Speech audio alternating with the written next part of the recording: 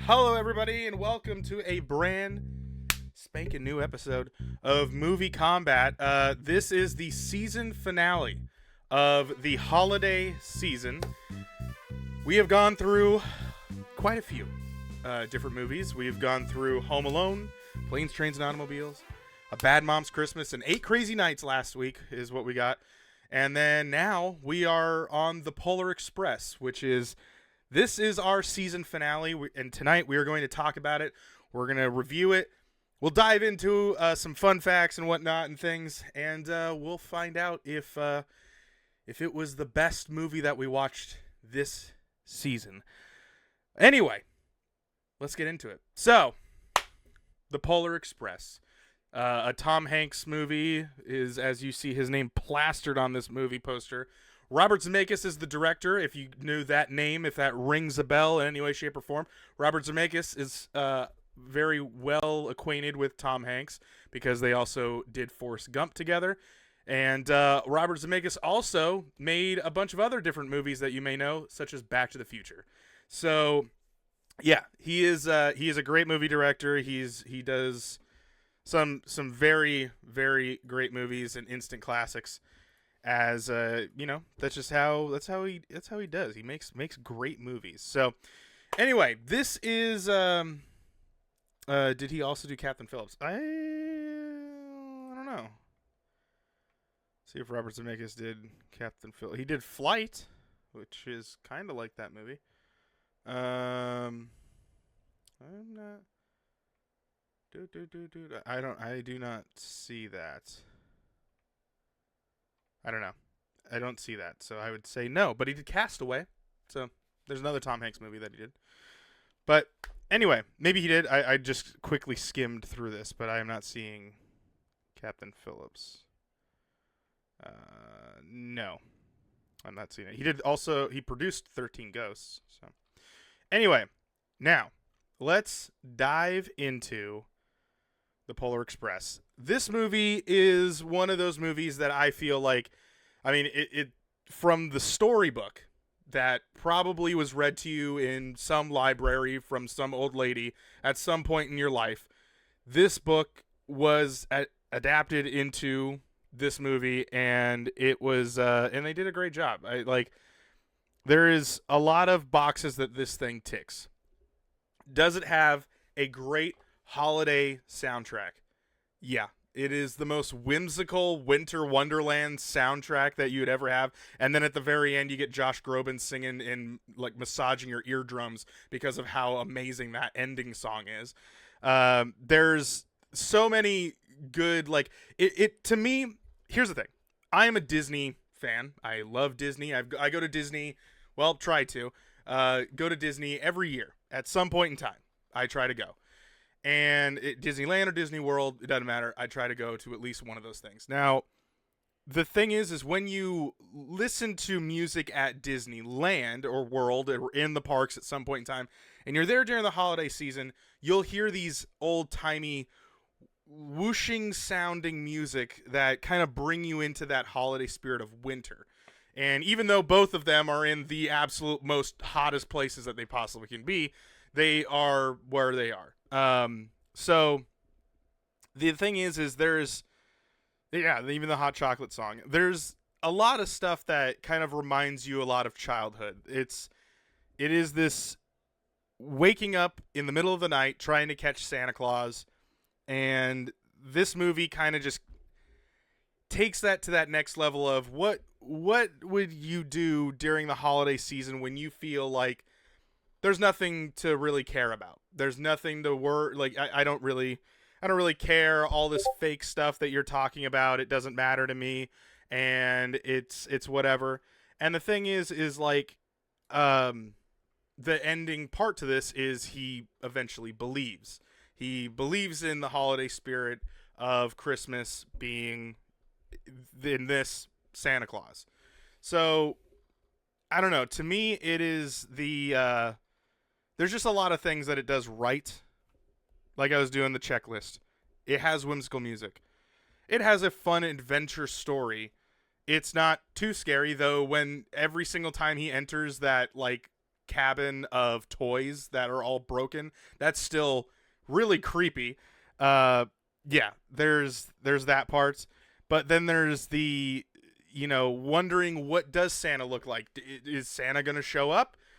And eventually we do get that, of finally the hero boy figuring out and seeing Santa Claus for the first time. Now let's go with the bad. Okay. Well, now there is a lot of good. There's a lot more good than there is bad, but it's best to kind of sprinkle that as we kind of go. This movie does not hold up animation wise. It's hard to, like, the movie was done in 2004. To me, when I think of video games that came out in 2004 or in the early 2000s, this game hits that, like, AAA major game. Like, if a video game looked like this, it'd be insane. It was like, wow, that is like mind-blowing graphics. The animation's insanity. But the thing is this movie also did things that other movies that did animated movies weren't doing. There was motion capture that did for this movie. That was not used. Computer animation was very much in its infancy. Pixar was only been around at this point for almost 10 years. Like, Pixar was been around, but it became its first movie with 3D animation, 2D animation, was Toy Story. That came out in 1995. This movie came out in 2004. So 3D animation, very early, and it is not as well accepted because, one, it costs a lot of money to make a 3D rendered movie, and it takes a lot of time to make a 3D rendered movie. So there is probably, I'm assuming, 2D animation that was blended into this. They probably went kind of like the Pixar route. I'm not entirely sure, but obviously the 3D animation with the characters is what they are. The problem with the movie, though, it doesn't hold up. It's like when you watch an old movie from your childhood that was like live action. Let's say it's a live action movie, okay? Say it's live action, and you're like, wow, when I watch this movie in 4K, it's all fuzzy and grainy, and I don't remember it looking like this. It's because it was either shot digitally, or it was shot on smaller film, and then they blew it up crazy so that it could fit in your 4K TV, and then it looks really gross. So there's just things like that. But that is a negative thing, and as I'm kind of saying it, it's kind of that, can you dog a movie, and this is more of like a hypothetical question, can you dog a movie in a future date now 10, 20 years later that this movie came out? And, I don't think I can. So I can fairly, and also part of that is I can fairly review this movie in the scope of my mind and my kid eyes, because I saw this movie when it came out. Like, I was in 4th grade when this movie came out. So it's not a hard thing, because I watch this movie every year, and it is a very holiday, nice, gather the family around, don't have to worry about, is it too scary? Is it too violent? Is it way explicit? Is there, like, nudity? Because National Lampoon's, though a great holiday movie to watch around the holiday season, you can't watch it with everybody. It's an adult holiday movie, not a let's bring the little ones and watch it. A Christmas Story, great holiday movie, but it might not be for everybody. Like, A Christmas Story has its perfect moments, but it's also like some people may age out of it, and some people may not be kind of there's like a gap in that spot. So yeah, it needs a remastered version. That's the thing, is I was thinking that too, and I'm like, they don't really do that for movies. They don't really remaster movies. They like just make a new one, because it's just at that point, yeah.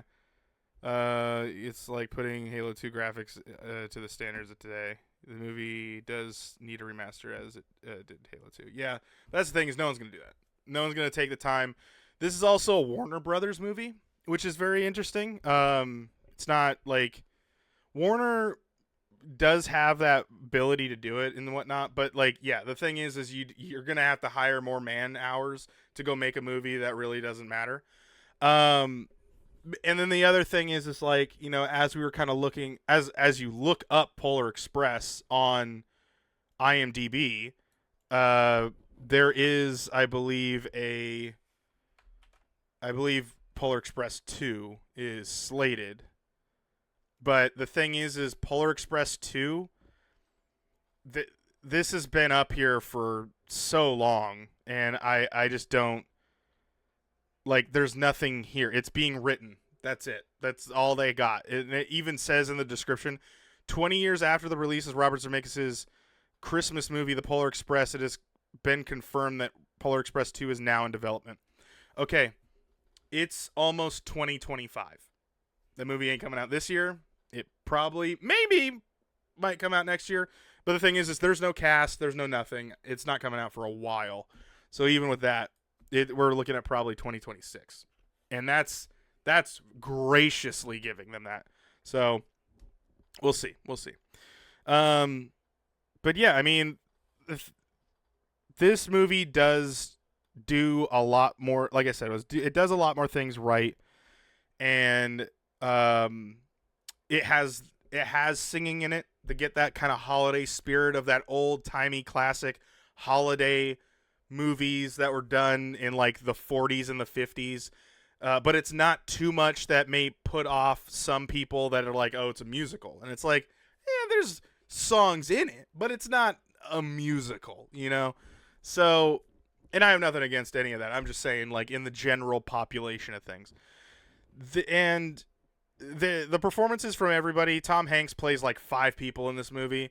He plays the narrator. He plays the homeless bum that sits on the train. He is the train conductor, and he's Santa Claus. And he's also the narrator, which is the Hero Boy. And you might be wondering, why do you keep referring to him as Hero Boy? That's his name. In the credits, that's Hero Boy's name. Now, in the credits, what people will also see, because I didn't realize this, because I was always wondering, why is Tom Hanks listed as Hero Boy? Like, did he play the kid? Did they use like some sort of computer? I'm like, they didn't have that technology to make him sound like a kid.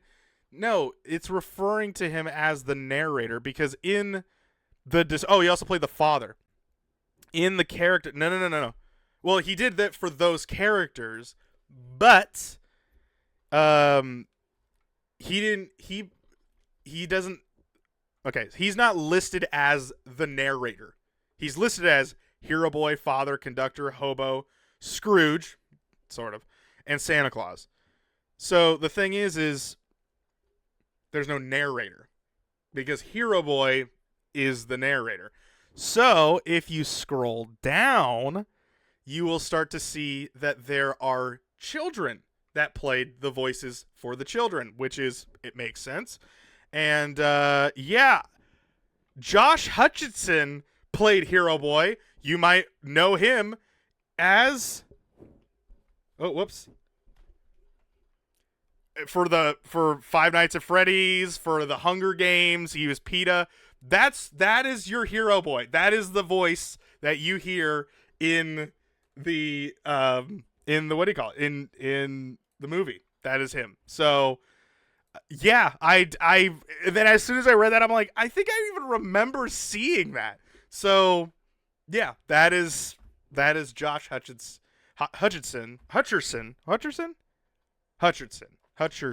That's it is. I always say his name wrong, but yeah, he was PETA, and he was also in Five Nights at Freddy's. Or yeah, you get it. So the rest of them, they're kind of like they just kind of went to being kid actors, so there wasn't really much there. But the actors, I didn't know this. So Sister Sarah and the mother. So the mother, I don't know why Sister Sarah. I don't remember hearing an adult sister voice, so that's kind of interesting. But the mother's voice is Leslie's Zemeckis, which I believe I don't want to say it if it's not right. So let's see here.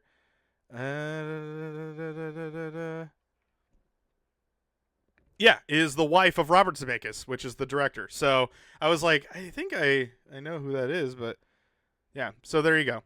Yeah, there's just little things in this movie. But yeah, I mean it is so much a holiday movie, and it's really hard to watch this movie when it's not December. Like it quantifies itself to be in the catalog of, hey, let's watch a Christmas movie with the whole entire family. That's timeless. That is something that we all will enjoy. That is it's Christmas. It's a Christmas movie.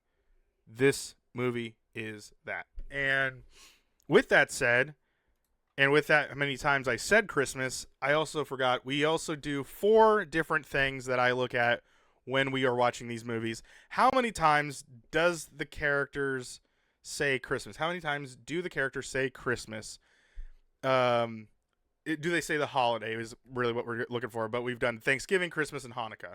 This movie being a Christmas movie, let's see how many times. It is 37 is what I counted, which is way less than the 106 A Bad Mom's Christmas did. This movie literally has Santa Claus in it, and they say it,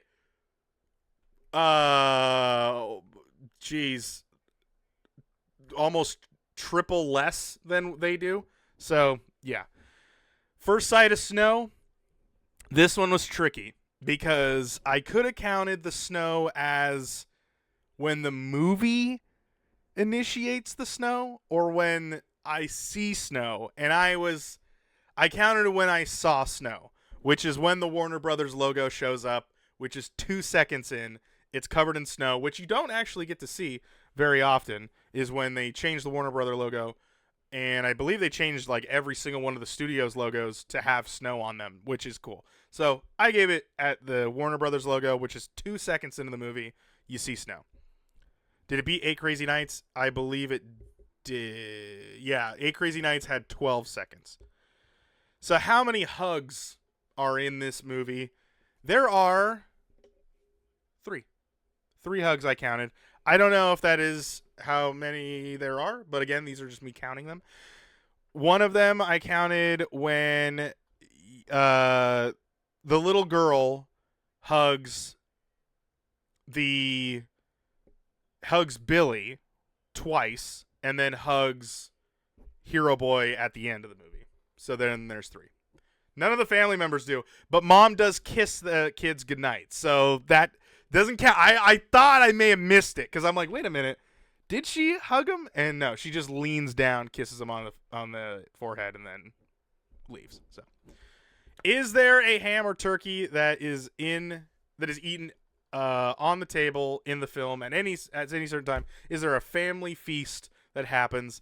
No, there isn't. And you would think that at all of these movies that we did, there is not one movie. There is only one movie out of all of the holiday movies that actually had a turkey. And it wasn't even at the moment of they weren't even having Thanksgiving. It was a vision. It was like something that they would have had. And it's Planes, Trains, and Automobiles when Steve Martin's character is dreaming about his family and having Thanksgiving dinner with them. That is the only time turkey shows up. None of these movies have any sort of meal at any point in time, and it's like, all right, except for maybe they do have meals, but it doesn't consist of any of the traditional ham and turkey things. So that was kind of where that was. Yeah, it's just, I don't know. Before I give my review, and before we dive into what we are going to be, I just want to say I didn't think Billy was a boy who was a poor kid who lived on the other side of the tracks and kind of seemed like his parents were not great to him until I watched it again. Well, they specify it. They say we're going to the other side of the tracks. Like, he says that. Like, Poindexter, or Know-It-All Kid, Know-It-All says it. That they are going to the other side of the tracks, which is a term they use for that's where all the poor people live. So like everyone lives in town, But if you live on the other side of the tracks, you don't live in the city limits. You probably don't live in the suburbs. You probably live in a trailer park, and you probably aren't rich. So that's know-it-all kid. That's yeah. So, all right, let's head over to the IMDb corner before we head into my review of the actual movie, and let's see just how good some of the fun facts about this entire movie is. Yeah, exactly. It's that kid. It's that kid. So, let's dive into taglines. These are, again, this is my favorite thing to do, is these are the things that they would slap on this movie poster to sell it to you while you're walking to the movie theater, going to a different movie, and this movie coming out. Did this say October? I think it even says, there's like a date. I think it says October is when this movie came out, which is weird. So, here we go. Let's get it going. Number 1, Journey Beyond Your Imagination.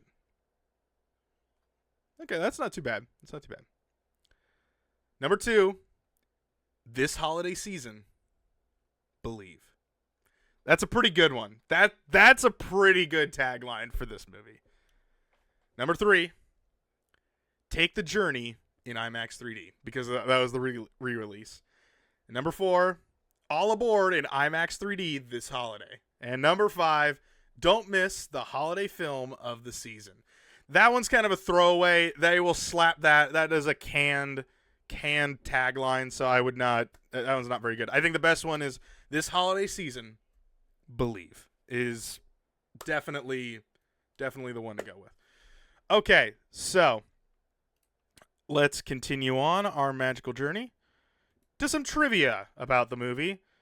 And there isn't much trivia about the movie, which is shocking because the movie is 20 years old at this point of recording. So we'll just dive into this. The film is listed in the 2006 Guinness Book of World Records as the, quote, first all-digital capture, end quote, film where all acted parts were done in digital capture.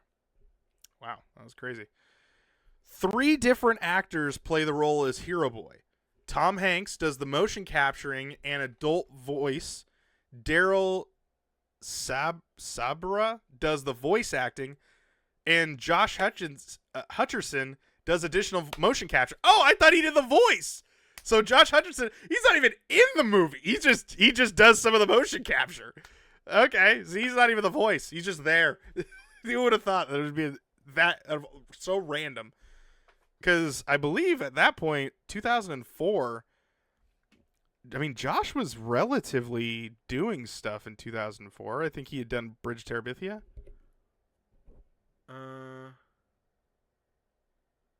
No. That was like his first. No, he did Howl's Moving Castle. He was in Howl's Moving Castle. But that's not even really like his movie. So he was just doing the English voice of a character. And then Hero Boy, he is listed as voice. So I don't know how accurate that fact is. And then eventually he gets in Kicking and Screaming, which was the first movie I think I saw of him in there. And then he was in Zathura. And then, yeah, that's just kind of... Then he was in RV, Bridge of Terabithia, so on and so forth. So, yeah, okay. Weird, I don't know. Okay. The film used 3D motion capture techniques to digitally record the actors' physical performances before skinning them, quote-unquote skinning them, with their animated forms. The children's roles were acted by adults using oversized props to give the movement right. Interesting. The movie is based on the book The Polar Express. Author Chris Van Allsburg also wrote Jumanji and Zathura. What? This guy that wrote Polar Express also wrote Jumanji and Zathura. All right. Yeah, all right. That's a crazy fact. This is Warner Brothers' first computer animated film. So there you go. They had never done that. Also, if you didn't catch it, Steven Tyler from Aerosmith makes a cameo as one of the elves. It's very obvious, but he is the one that sings. Yeah, anyway, at the very end of the movie, he's the elf that sings. All right. Let's go into. There's a lot of like. I don't know. We could go to goofs, I guess. Oof, there's a lot. Okay. I'll read two continuity things. Early in the film, when Hero Boy is in his room, his robe is seen on the bedpost closest to the bedroom door. When his parents visit the room, the bedpost is bare. Then when he goes to see the train, the robe is there again. And his robe, and then he rips his pocket. All right. See, Steven Tyler is the lead singer for those who don't know. Yeah, I did say that. All right. When the train passes by the wolves in the forest, it has at least 20 cars, but at the North Pole, it only has 5. Interesting. I think it was to give that dramatic effect of like movement of things going on. I just noticed there is like this thing here. It's like, I didn't know there was like a part of a tree here. Throughout the movie, the number of cars on the train changes from just 3 cars to as many as 11. This is most obvious when the hobo and the boy are skiing on the rooftops of the cars and when they are on the ice track. That is very true. Factual error. The boy has to jump between cars because of the gap between them. It's actually there as metal. There is actually metal plates between cars to cover the couplers, those things that clasp the train, and to allow easy access when the conductor and hero girl move from car to car to simply they simply walk across. So yeah, it's kind of interesting. When like there are times where he has to do that, but then there's times where he can't do that. He has to like jump across. There was even a time where when he opens the door to get out of the toy car, this always gets me. It bugs me too of just why they did it this way. He opens the door from the toy car where like, you know, the Scrooge marionette happens and whatever. He opens the door and then because he's scared, and then he slams the door and then he's in the other car. Okay, so were there not more cars that they would have had to go through to get back to the car that he was originally at? And also, why didn't he have to go across the gap anymore? He just opened and closed the door as if the 2 cars were just connected by one door. It's really weird. Here's the other thing. You have to go into this movie trying to understand, is it real? And in the universe, is it real in this universe?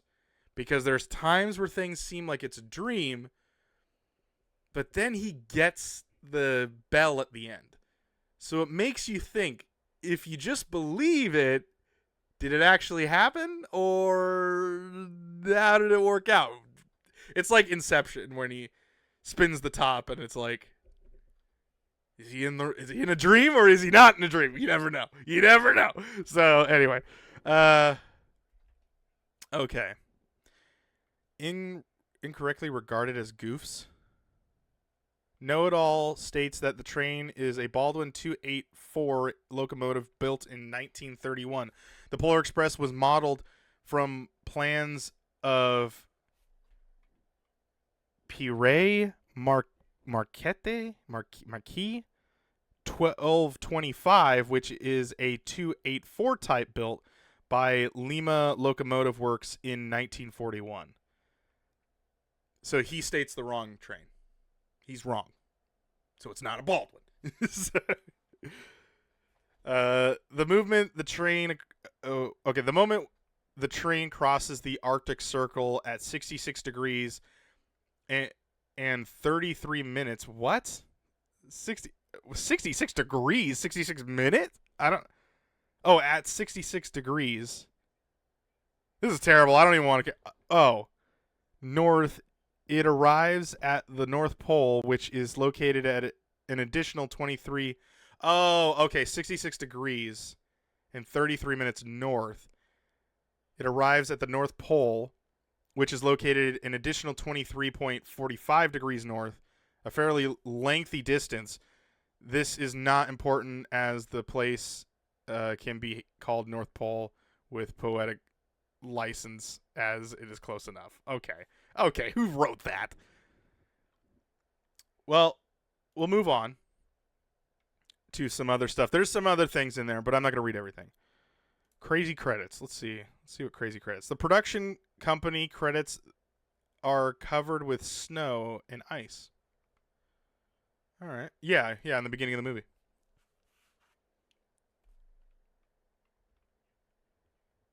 Broke the laws of physics. Yeah, there were several times. Okay. Bum, bum, bum, bum. Trying to see if there's anything else that we would like to. It was released November 10th. Okay, November. This may say November then. I can't remember. You see this better than I. It looks so tiny on the screen. So November. All right. It was really country origins United States and Australia. Both worked on the movie. Also known as El Espresso Polar, which is almost better. Estimated budget was $165 million. Holy crap. That is so much money. That is an insane amount of money. $165 million for an animated movie is insane. I gotta look up what else came out in 2004. Monsters Inc. 2001. I'm curious to see what 2001. This is 3 years earlier. $115 million budget. That was 135, something like that. How much was I'm trying to see what else we got here. 2004 is Incredibles. This is also Disney, so that's kind of like a weak comparison to do something like that, because that's also 3D animated. Yeah, I get it. Okay, I'm curious to see how much. I want to see The Incredibles, because I know that movie came out in 2004. All right. Let's see. That had a big cast, too. $92 million. $92 million for a Pixar movie, Disney Pixar early animated movie.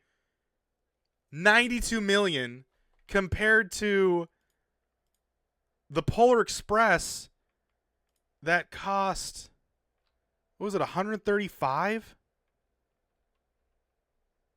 165. Oh my gosh, man. That's almost $100,000 more. Wow, that is so much money. That's so much money. That is so much more to a competitor movie that was coming out. Opening weekend, it made $23,323 or $23,463. The thing about it being opening weekend, you make $23 million. It's not bad. You spent almost $200 million. More realistically, you almost spent $170 million. Actually, no, it's estimated. It's 165. So that's the estimate. So it's $165 million. Profit, U.S. and Canada, it made $189,528,738. That's not great. You don't want to just make your money back. Now, I will tell you, grossing worldwide, it panned out. But this is what I'm telling you. I just want to preface, because some people will look at it and go, oh, well, they made their money back. So, that's not what they need. They don't need their money back. That's not what they need. They want more. That's why The Little Mermaid was a flop. It made its money back and died. This movie made its money back and then some. it actually almost doubled it. $318,557,595 worldwide. And yeah, they made their money back just here alone. So that's how they went back with it. So at the end of it, I just again want to preface, this movie cost $165 million estimated, and then I went and checked out how much 2004's The Incredibles Disney Pixar movie cost. $92 million. $92 million. 165, 92 million. That's why that movie doesn't get made like that. It's hard to do motion capture. It's hard to do all that stuff when you want to release a movie, because mostly the return is probably not going to happen. So when you do 3D animation, you kind of want to do it the way Pixar does it, which is a combo of 2D and 3D animation. So anyway, and also 2D and 3D animation, when they're blended together, like how Pixar does it, makes them classics, because then you can render those into better 4K versions of it, and it still looks like the movie. This used technology. It's like why you look at Star Wars Episode 1, 2, and 3, and you're like, that really does look like 2004 and 2001 and 2006. It just looks like those eras of years, because he shot them digitally, and he put shitty fucking CGI in it. That's why it doesn't work. But then you look at Star Wars Episode 4, 5, and 6, and they're all practical effects. The movie will always look like the movie you saw in the beginning, because he used practical effects, which was real things. You saw Boba Fett? That's not a CGI thing. It is a full-fledged guy in a suit. You saw Jabba the Hutt. It's not a CGI thing. You saw a full-on puppet of Jabba the Hutt. That's why those movies will always be classics. But it's a little harder to go back to 1, 2, and 3 because they have CGI in them, and we got better CGI. So that's why those movies. Now you're starting to see Star Wars now. This is more of a soapbox. They're doing blended versions of that. They have the CGI, but they also keep the practical effects to make them timeless. And they're shot usually on 75mm film, which is what the others were shot on. So, yeah, that is, I think, 75 or 35. I can't remember. So, anyway. So, that is how that works. Shut up, bitch! Apple, how's it going? I almost drank out of that cup that I have thrown garbage in. So, I'm glad I didn't do that. Okay. So, let's take a look at, I think that's really it, actually. No, now that I'm thinking about it, I think that's it. That is the end. So we have come down to reviewing this movie. What are we going to give Polar Express? Go ahead and put yours in there now. As a reminder, here is the rating scale of the movie. It has its faults, okay? It's not a perfect movie. The movie has some pretty bad animation in the modern era. Back at the beginning, it was still good. It's still a fun... It was an amazing movie. There had been a movie not done like it. It was even in the Guinness Book of World Records as the first ever fully CGI motion captured animated movie. And it's Warner Brothers' first ever animated movie. Or fully CGI CGI animated movie. There we go. There it is. So that is something to be in its own right. The thing about Polar Express is it is a timeless classic. Oh, from its story, from its core of what this movie is. If you watched it as a kid, it brings you back to the nostalgia part. Like I said, this is one of the most like Christmassy type of movies that you could possibly see. So with it giving you the feels, it feels like December. It feels like a Christmas movie. It never walks away from being a Christmas movie. It doesn't hit you over the head of the fact that it's a Christmas movie, because even if you just watched it as its own right, it's still relatively a very adventurous kids movie. So with that said, I cannot give it a 10 because it is not a perfect movie. It didn't break the ground, even though it does have the record as was in Guinness Book of World Records and whatnot. It has a lot of faults to it as well, because there's there's some lazy crap that the animators did do in this movie, which I could only assume were done because of budget. There are scenes, I'm going to ruin a movie for you. So if you don't want to hear me and you're listening to the audio, or if you're watching the YouTube version of this, skip like a minute because I'm about to tell you this. There are times where if you look into the background, it will ruin it for you. When the parents come into the bedroom, their faces are not animated.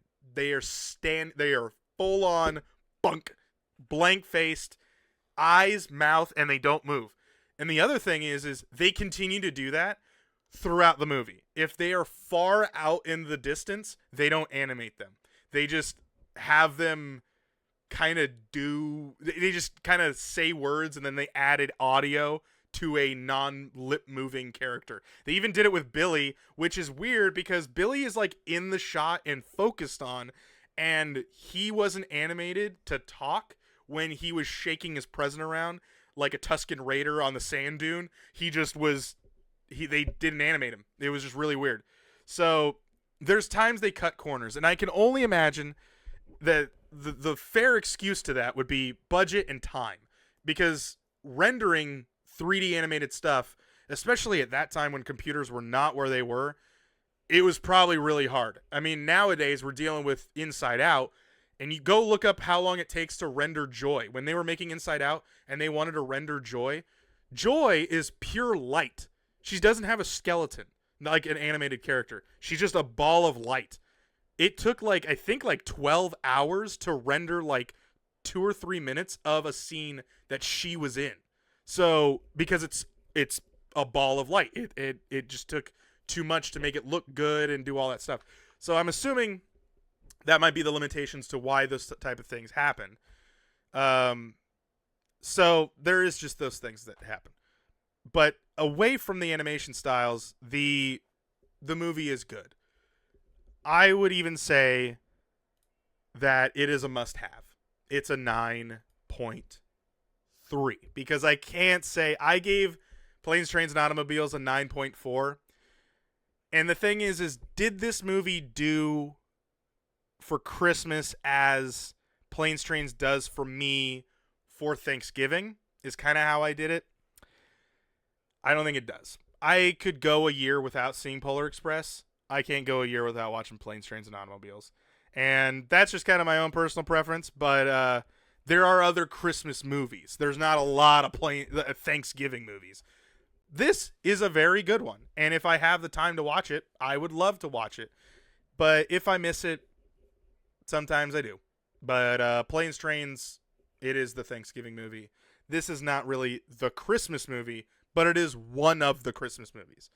So I gave it a 9.3 out of 10, which is a must-have. I think everyone should at least own it in the collection, pass it around, talk to people about it, watch it with people, enjoy it multiple times. You can enjoy this multiple watches and still have the amazing response to it as you did back when you were a kid.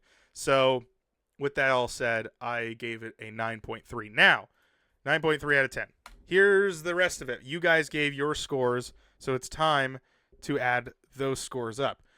So Fresh gave it an 8.1 plus the... Okay, let's see here. Apple gave it a 8.5, 8.5. Foxy gave it a 6. Okay. Preacher gave it a 9.8. And I think that's it. Okay, so then we divide that by 1, 2, 3, 4. Yeah, 4. That is an 8.1 from the PT Nation out of 10, which is still, on our rating scale, a marvelous movie. And that's a pretty fair score. I think if we would have started dipping into the 6s and stuff, that would have been crazy. I would have, I don't know what you guys watch, but that would have been crazy. So there you go. With that said, now it's time to rate, to stack all these bad boys up. So we have Home Alone, which was a 9 from me, and a 8.3. Let's let's see, we got 8.3 from you guys. Planes, Trains, and Automobiles. That was a 9.4 from me. And then you guys gave it an 8.9. 8.9. And then Bad Moms Christmas. Let's see here. Bad Moms Christmas. That was a 3 from me. And then a 7.4 from you guys. 8 Crazy Nights. So 8 Crazy Nights. That was a 6 from me. And then a 8.2 from you guys. And then lastly, the Polar Express. The Polar Express was a 9.3 from me. And then a 8.1 from you guys. So, the number 1 rated movie from me is Planes, Trains, and Automobiles. Well, from the Primal Target ranking system, Planes, Trains, and Automobiles takes the number 1 spot with a 9.4. In a very close second place on the PT Nation score, or on the PT score, sorry. PT score is a 9.3 for the Polar Express. Then in third place, also in the 9s, a solid 9 from me, is Home Alone. Then 8 Crazy Nights with a 6. And following in last place, a 3 for Bad Moms Christmas. In the PT Nation scores, it's a little bit different. So Planes, Trains, and Automobiles takes the number 1 spot. So we both agree Planes, Trains, and Automobiles takes the number 1 spot from Primal Target and from the PT Nation. In second place, though, we get Home Alone as our new number 2. And then in third place, we get 8 Crazy Nights. And then in fourth place, we get the Polar Express. And then in last place, Bad Moms Christmas. So we agreed on number 1 and on, what is this, 5th place? So 1, 2, 3, 4, 5. So in first place, we agreed. And in 5th place, we agreed. But in the middle, we kind of bounced around there. Which is kind of crazy that you guys reviewed the Polar Express below Home Alone. Okay, maybe, but 8 Crazy Nights was insane to put that over the Polar Express. But hey, it's an average score, so that's how it works. And I think last season I totaled the reviews up. I think it's better if I just did it the way I just did it. So now what the PT Nation agrees.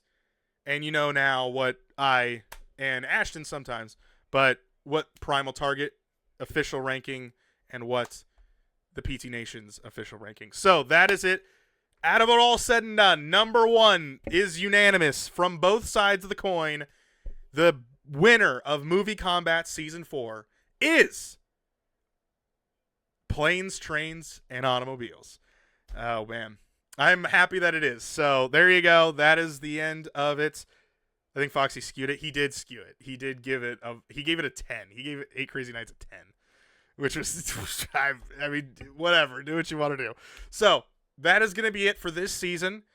We will be back in January where we will then talk about the next season. We'll vote on it. So if you want to be, that episode of when we'll vote on it is not going to be an episode technically. You'll just start seeing the YouTube videos start being posted.